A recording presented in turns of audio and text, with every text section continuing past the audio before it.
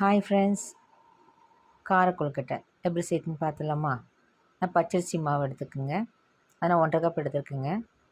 தேவையான அளவு உப்பு, கொஞ்சம் சுடு தண்ணி போட்டு அதனால் கொஞ்சம் கிளறி விடுங்க. கொஞ்சம் சூடாக இருக்கும். கொஞ்சம் ஆறுனதுக்கப்புறமா நல்லா கிளறி சின்ன சின்ன பாலாக நீங்கள் உருட்டி எடுத்து வச்சுக்கோங்க. உங்களுக்கு என்ன ஷேப்பு வேணுமோ அந்த ஷேப் நீங்கள் எடுத்துக்கலாம். அது உங்களுடைய ஆப்ஷன் தான். அதை இட்லி பாத்திரம் ஒரு 10 நிமிஷம் வேக விட்டு எடுத்து வச்சுக்கோங்க.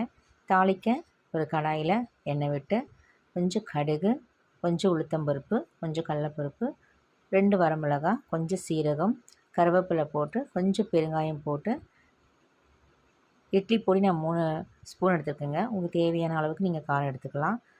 அது நல்லா பொரிஞ்சதும் வேக வச்ச அந்த உருண்டைகளை அதோடு சேர்த்து கொஞ்சம் உப்பு, கொத்தமல்லி தழை போட்டு இறக்கினா உங்களுக்கு சுட சுட கார கொழுக்கட்டை ரெடி.